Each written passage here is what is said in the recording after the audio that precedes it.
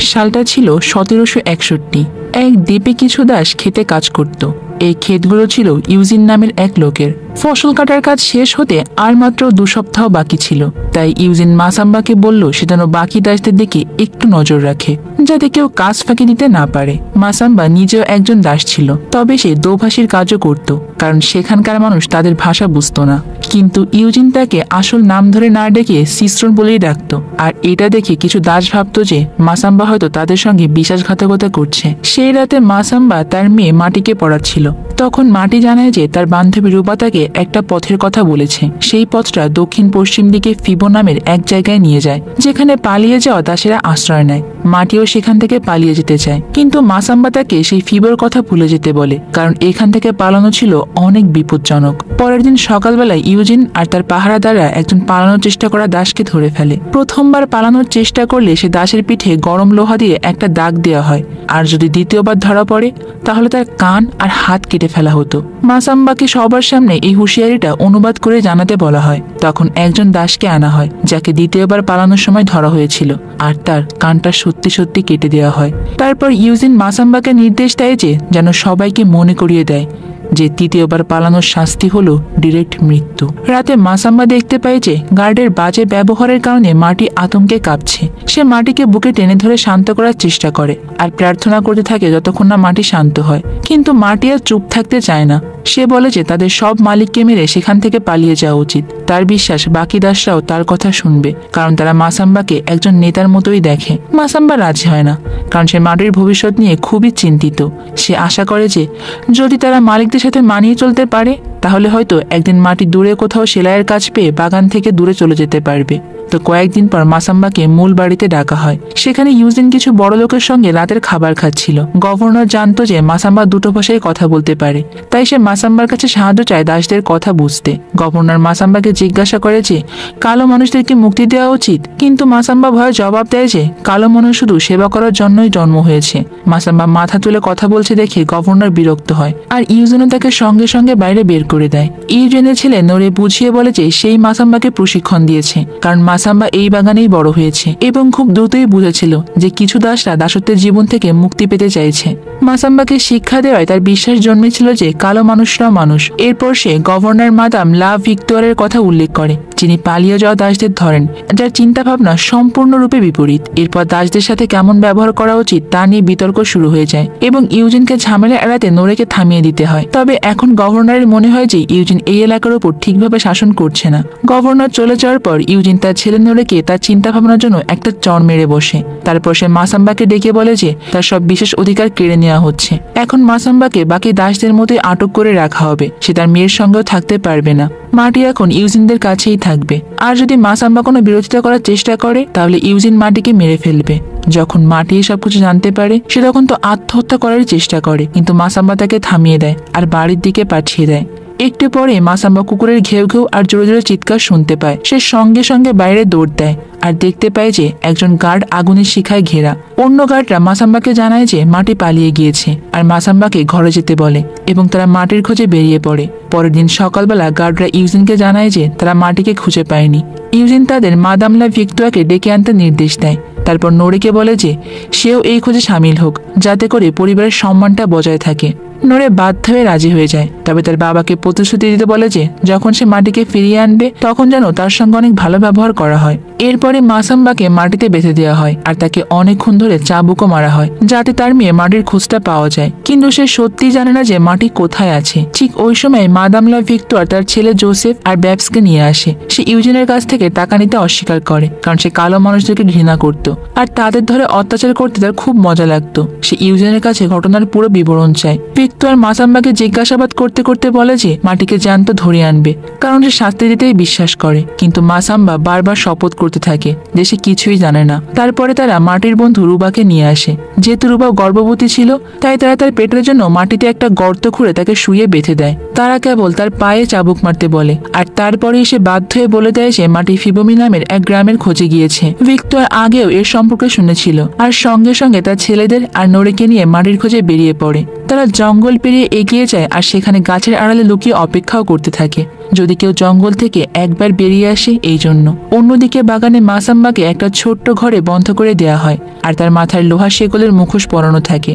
সে রুবার কাছে সাহায্য চায় কিন্তু রুবা তাকে পাত্তাও দেয় না। যখন সবার কাজ শেষ হয়ে যায় তখন রুবা কুকুরদের খাবার ছুড়ে দেয় যাতে করে তারা চুপ থাকে। গভীর রাতে রুবা সাবধানে গার্ডদের চোখ এড়িয়ে মাসাম্বাকে সেই ঘর থেকে মুক্ত করে দেয়। তারপর তাড়াতাড়ি নিজের ঘরে ফিরে যায়। আর ওই কুকুরদের ঘুমের কারণে মাসাম্বা কারো চোখে না পড়ে ক্ষেত পেরিয়ে পালাতে সফল হয়। পরের দিন সকালবেলা ভিক্টোরিয়ার ছেলেদের মনে হয় যে মাটি সেখান থেকে চলে গিয়েছে আর তারা শুধুই সময় নষ্ট করছে। কিন্তু ভিক্টোরিয়া তাদের ধৈর্য ধরতে বলে আর এর মধ্যে মাসাম্বা জঙ্গল পর্যন্ত পৌঁছে যায় আর নদীর ধার ধরে পানি খাওয়ার জন্য থামে। কিন্তু মুখোশের কারণে তার পানি খেতে অসুবিধা হচ্ছিল।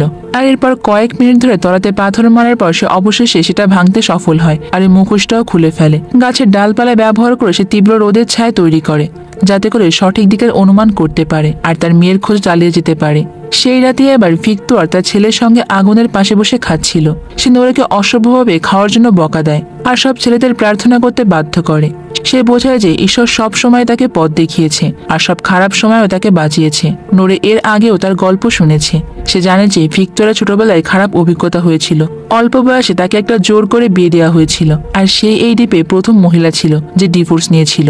সে ভাবে যে ভিক্টোরিয়া দ্বীপের একমাত্র মানুষ। সে জানে দাসদের কি ভয়াবহ পরিস্থিতির মধ্য দিয়ে যেতে হয় আর তাদের প্রতি সহানুভূতিও থাকা উচিত। কিন্তু ভিক্টোরিয়া জোর দিয়ে বলে যে গির্জা প্রমাণ করে দিয়েছে যে কালো মানুষদের আত্মা নেই আর সে নিজেকে গির্জার আদেশ নিয়ে প্রশ্ন করার যোগ্য বলেও মনে করে না। তো পরের দিন মাসাম্বা পাহাড়ে চড়া শুরু করে আর ভিক্টোরিয়া তাকে দেখতে পেয়ে যায়। যখন সে গাছের মধ্য দিয়ে এদিক ওদিক হাঁটতে থাকে তখন একটা আওয়াজ শুনতে পায় আর এক কালো মানুষের সঙ্গে তার দেখা হয়ে যায় যার নাম কাবেদী। সে তাকে পথ দেখায়। সেখানে একজন মহিলাও আছে যার সাথে একটা বাচ্চাও ছিল। তারা সবাই মিলে ভিক্টোরিয়ার দল থেকে লুকিয়ে পড়ে কারণ তারাও তাদের খোঁজে সেখানে পৌঁছে গিয়েছিল। ঠিক সেই মুহূর্তে বাচ্চাটি কাঁদতে শুরু করে আর ব্যাবস তাদের কান্নার আওয়াজ শুনে ফেলে যার ফলে দাসদের যত দ্রুত সম্ভব পালাতে হয়। কিন্তু দুর্ভাগ্যবশত তারা বেশি দূর যেতে পারে না। তাই কাবেরী বাচ্চাটির মাকে লুকিয়ে দেয় আর মাসাম্বাকে তার একটা তলোয়ার ধরিয়ে দেয়। যখন ব্যাবস কাছে আসে তখন সে গুলি চালায় কিন্তু দাসেরা বেঁচে যায় আর মাসাম্বা তাকে মাটিতে ফেলে দেয়। দুজনের মধ্যে মারামারি হয় আর মাসাম্বা তাকে অজ্ঞান করার জন্য মারার চেষ্টা করে কিন্তু মাসাম্বা তো থেমে যায় যখন হঠাৎ করে নোরা পেছন থেকে তার নাম ধরে ডাক দেয় আর এই সুযোগে সে বন্দুক ত্যাগ করে মাসাম্বাকে আত্মসমর্পণ করতে বলে। তখনই কাবেরী নোরের পেছন থেকে আসে আর এক ঝটকায় তার গলা কেটে দেয়। এরপর সে মাসাম্বাকে একই কাজ করতে বলে আর তারপর লুকানোর জন্য তারা পালিয়ে যায়। মাসাম্বা ব্যাবসের দিকে তাকিয়ে থাকে কিন্তু তাকে মারার সাহস পায় না তাই সেও পালিয়ে যায়। জোসেফ তার পেছনে দৌড়ায় তাই মাসাম্বা যত দ্রুত সম্ভব দৌড়ায়। তখনই হঠাৎ করে একজন কালো মানুষ যার নাম রাডো তাকে ধরে ফেলা হয়। কিন্তু রাডো তার শত্রু নয় বরং সে মাসাম্বাকে লুকিয়ে থাকার জন্য একটা নিরাপদ জায়গায় নিয়ে যায়। রাডো পথে যাওয়ার সময় তাকে জানায় যে সেও আগে ফ্রান্সের হয়ে যুদ্ধ করেছিল আর তাকে নাগরিকত্বও দেওয়া হয়েছিল। কিন্তু সে যখন এই দ্বীপে আসে তখন লোকেরা তার স্বাধীনতার কাগজপত্র পুড়িয়ে দিয়ে তাকে দাসত্বের দিকে ঠেলে দেওয়ার চেষ্টা করে। এরই মধ্যে ভিক্টোরিয়া নোরের মৃতদেহ যত্ন নিচ্ছিল। ব্যাবস তখন বলে যে দাসেরা তাকে ছেড়ে দিয়েছে যেমনটা একজন ভালো খ্রিস্টান করে। কিন্তু তার এই কথা তার পরিবারের পছন্দ হয় না। ভিক্টোরিয়া বলে যে ঈশ্বর তাদেরকে রক্ষা করেছেন তাই তাদের শিকার চালিয়ে যাওয়া উচিত। কিন্তু ব্যাবস মাসাম্বার শিকার করতে যাওয়াতে রাজি হয় না কারণ মাসাম্বা তার জীবন বাঁচিয়েছিল। এর বদলে সে নোরের মৃতদেহ তার বাবার কাছে নিয়ে যাওয়ার সিদ্ধান্ত নেয়। রেগে জোসেফ তার ভাই ব্যাবসের উপর ঝাঁপিয়ে পড়ে আর এরপর তারা দুজন মাটিতে পড়ে মারামারি করতে থাকে। তখন আবার ভিক্টোরিয়া কিছুই না করে শুধু তাদের দিকেই তাকিয়ে থাকে আর কয়েক মিনিট ধরে লড়াই করার পর ব্যাবস তার ভাইকে হারিয়ে ফেলে আর নোরের মৃতদেহ নিয়ে জঙ্গল থেকে বেরিয়ে যায়। অন্যদিকে মাসাম্বা আবার তার খোঁজে এগিয়ে যায়। সে মাটিতে থাকা চিহ্ন গাছের মধ্যকার সংকেত দেখে তার মেয়ের সন্ধান চালানোর চেষ্টা করে। যখন রাডো গুহা থেকে বেরিয়ে আসার চেষ্টা করে তখন জোসেফ তার পায়ে গুলি মেরে তাকে ফেলে দেয় আর তারপর সে ক্ষতস্থান চেপে ধরে। তখন সে আর ভিক্টোরিয়া তার কাছ থেকে মাটি আর মাসাম্বা সম্পর্কে জিজ্ঞাসাবাদ করতে থাকে কিন্তু রাডোর কথা বলতে অস্বীকার করে আর সে বলে যে এই দ্বীপ শুধুমাত্র কালো মানুষদের। রাগে ভিক্টোরিয়া তার মাথায় গুলি মেরে তাকে সেখানেই হত্যা করে ফেলে। এরপর তারা দুইজন গুহা তল্লাশি করে আর সেখানে মাসাম্বার পুরনো শার্টটা খুঁজে পায় যার গন্ধ অনুসরণ করে তাদের কুকুর মাসাম্বার পিছু নেয়। কয়েক মিনিটের মধ্যে কুকুর মাসাম্বাকে নদী পেরোতে দেখে খুঁজে পায় আর তার উপরে ঝাঁপিয়ে পড়ে। তাদের পেছনে যে একটা ঝর্ণা আছে সেটা না বুঝে তারা দুইজনের ঝর্ণার নিচে হ্রদে পড়ে যায়। মাসাম্বা যত দ্রুত সম্ভব সাঁতরানোর চেষ্টা করে কিন্তু কুকুরটা তাকে দ্রুত ধরে ফেলে আর ওই কুকুরটা এরপর তার হাত তার দাঁত দিয়ে আঁকড়ে ধরে। ব্যথায় চিৎকার করতে করতে মাসাম্বা সেটাকে দূরে ঠেলে দেয় আর পাশে পড়ে থাকা একটা পাথর তুলে কুকুরের মাথায় আঘাত করতে থাকে। থাকে যতক্ষণ না পর্যন্ত কুকুরটা মারা যায়। তখন ঝর্ণার ওপর থেকে আবার জোসেফ আর ভিক্টর দেখে যে মাসাম্বা জঙ্গলের দিকেই দৌড়াচ্ছে। এরপরে কয়েক ঘন্টা ধরে মাসাম্বা শুধুমাত্র জঙ্গলেই ঘুরতে থাকে। সে যে কোনো চিহ্ন অনুসরণ করে যা তাকে মাটির কাছে পৌঁছাতে পারে। অবশেষে তাকে থামতে হয়। সে অনেকটা দুর্বল বোধ করছিল। ওদিকে ভিক্টর আর জোসেফ বৃষ্টিতে তার খোঁজ চালিয়ে যাচ্ছে। আর অবশেষে তারা একটা গাছে রক্তের দাগ খুঁজে পায়, যা থেকে তারা বুঝতে পারে যে মাসাম্বা এই পথ দিয়ে গেছে। সেই রাতে মাসাম্বা আবার তার স্ত্রীর স্বপ্ন দেখে। সে তাকে সাহস দেয় আর প্রতিশ্রুতি দিয়ে বলে যে সে তাকে পথ দেখাবে। পরের দিন সকালবেলায় মাসাম্বা সমুদ্র সৈকতে পৌঁছে যায় আর সেখানে মৃত দাসদের দেহ বালি আর পানিতে ছড়িয়ে ছিটিয়ে পড়ে থাকে দেখে। পাশে একটা ভাঙা নৌকাও ছিল, যা দেখে স্পষ্ট হওয়া যায় যে এই ঝড় তাদেরকে মাদাগাস্কার পালাতে বাধ্য করেছিল। মাসাম্বা সৈকতে পড়ে থাকা প্রত্যেকটা মৃতদেহকে পরীক্ষা করে, কিন্তু সে মাটিকে ওখানে খুঁজে পায় না। তাই হতাশ হয়ে সে আবারও জঙ্গলে ফিরে যায়। মাসাম্বা একটা অদ্ভুত আওয়াজের পিছু নেয় আর কিছু বেঁচে থাকা মানুষদের কাছে পৌঁছায়। সে তাদের কাছে মাটির খোঁজ করে, কিন্তু ব্যথা আর ক্লান্তিতে সে মাথা ঘুরে ওখানেই পড়ে যায়। তার চোখ থেকে পানি গড়িয়ে পড়ে। এটা দেখে সেই মানুষগুলো তাকে সাহায্য করে আর সমুদ্র সৈকতের কাছে একটা গুহায় নিয়ে যায়, যেখানে মহিলারা লুকিয়ে আছে। সেখানেই অবশেষে মাসাম্বা মাটিকে খুঁজে পায়। সে দৌড় দিয়ে তাকে জড়িয়ে ধরে, কিন্তু মাটির কাছ থেকে কোনো বিশেষ প্রতিশ্রুতি আসে না। এরপর মাসাম্বা বলে যে সে তাকে ফিবুমি নামের গ্রাম খুঁজে পেতে সাহায্য করবে। এটা শুনে তো মাটির মুখে প্রথমবারের মতো হাসি ফুটে ওঠে আর সেও তাকে জড়িয়ে ধরে। মাসাম্বা আর মাটি একসঙ্গে বের হয়ে হাঁটতে শুরু করে, কিন্তু এরই মধ্যে ভিক্টর আর জোসেফ সমুদ্র সৈকতে পৌঁছে যায়। তারা সেখানে পড়ে থাকা সব মৃতদেহগুলোকে দেখে। তারা বালিতে থাকা মাসাম্বার পায়ের ছাপ অনুসরণ করে তাদের শিকার চালিয়ে যায়, যার ফলে মাটি আর মাসাম্বাকে আবারও লুকিয়ে পড়তে হয়। মাটি বলে যে সে জীবন বাঁচাতে পালাতে পালাতে পুরো ক্লান্ত হয়ে পড়েছে। মাসাম্বাও তখন রাজি হয় আর বলে যে আসলে একটা কঠিন প্ল্যান করার সময় এসেছে।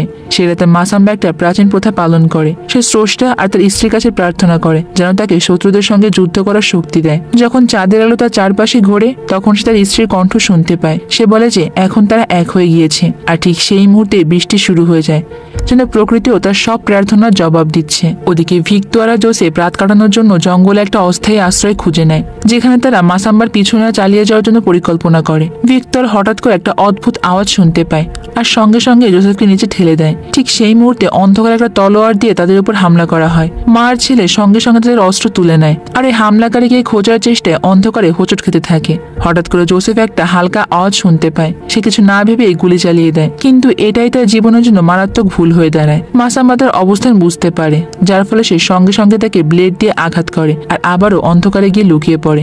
ভিক্টর তার ছেলের কাছে দৌড়ে যায় আর দেখে যে সে অসহ্য যন্ত্রণায় আছে। তাই সে তার কষ্ট শেষ করার জন্য তাকে সেখানে ছুরি মেরে দেয়। এরপর ভিক্টর একটা গাছের পেছনে গিয়ে লুকিয়ে পড়ে, কিন্তু যখন সে মাসাম্বার কাছে দাঁড়িয়ে দেখে, তখন সে আবারও বাইরে বেরিয়ে আসে। আকাশে বিদ্যুৎ চমকানোর সুযোগ নিয়ে ভিক্টরের পর তার কাঁধে গুলি করে দেয়। সে ব্যথায় কাতরাতে থাকে। ভিক্টর সঙ্গে সঙ্গে তার ছুরি বের করে দেয়, কিন্তু যখন সে আবার তার দিকে তাকায়, তখন সে অন্ধকারে কোথাও একটা অদৃশ্য হয়ে গিয়েছে। এটা দেখে ভিক্টর অনেক ভয় পেয়ে যায় আর গডের কাছে প্রার্থনা করতে থাকে। ঠিক তখনই মাসাম্বা এসে তাকে ছুরি মেরে ওখানে হত্যা করে ফেলে।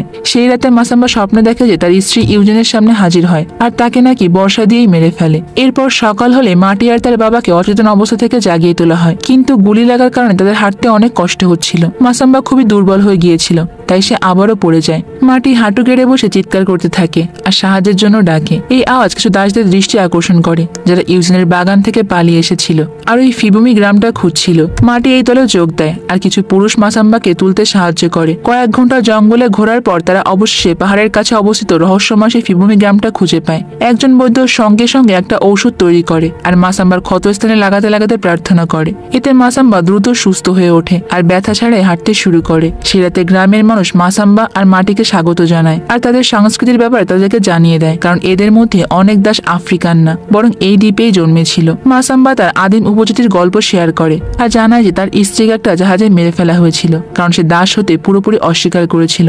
মাটিও তার মায়ের গল্পগুলো মনে করে। আর পরের দিন যখন মাটি লেকে গোসল করছিল, তখন সে দূর থেকে তার মাকে দেখতে পায়, যে তাকেই দেখছিল। সন্ধ্যা হতেই তো গ্রামের মানুষ দূরে আগুনের শিখা দেখতে পায় আর এটা দেখেই তারা বুঝতে পারে যে শিকারীরা তাদের পিছু নিয়েছে। সবাই পালাতে শুরু করে, কিন্তু সাদা মানুষেরা গুলি চালায় আর কিছু দাসকে আবারও ধরে ফেলে। তারা একটা বিশাল মাঠ পেরিয়ে যায়, কিন্তু তাদের পথে একটা খারাপ পাহাড় শেষ হয়ে যায়, যার ফলে ওই শিকারীরা তাদেরকে চারপাশ থেকেই ঘিরে ফেলে। এরপর একজন দাসকে দোভাষী বানিয়ে একজন শিকারী বলে যে যদি তারা দাসত্ব মেনে নেয়, তাহলে গভর্নর তাদেরকে ক্ষমা করে দেবে। মাসাম্বা জবাব দেয় যে সে মালিকহীন স্বাধীন জীবন চায়, আর এটা বলে মাটি ঐতিহ্যবাহী একটা গান গাইতে শুরু করে আর ধীরে ধীরে গ্রামের মানুষরা ওই গানে যোগ দেয়। আর একদম শেষে তারা দাসত্বের জীবন থেকে বাঁচতে তো নিজেদের জীবনকে শেষ করে নেওয়ার সিদ্ধান্ত নেয় আর ওই খারাপ পাহাড় থেকে নিজের ঝাঁপ দিয়ে আত্মহত্যার পথটাই বেছে নেয়। আর আমাদের আজকের এই গল্পটাও এখানে শেষ হয়ে যায়। তো বন্ধুরা, আজকের মুভির এই স্যাড এন্ডিং দেখে তোমাদের কেমন লাগছে? আসলে এই গল্পটা একটা সত্য ঘটনাকে কেন্দ্র করেই বানানো হয়েছিল। মানুষের জন্য দাসত্ব যে কতটা অভিশপ্ত সেটা এই গল্প দেখলে খুব ভালো করেই বোঝা যায়। তো গল্পটা কেমন লাগলো সেটা কিন্তু আমাকে কমেন্ট করে অবশ্যই জানিও। দেখা হবে অন্য কোনো সুন্দর মুভির গল্প নিয়ে ভিন্ন কোনো সময়ে। ততক্ষণ পর্যন্ত তোমরা সবাই অনেক বেশি ভালো থাকবে এবং নিরাপদে থাকবে।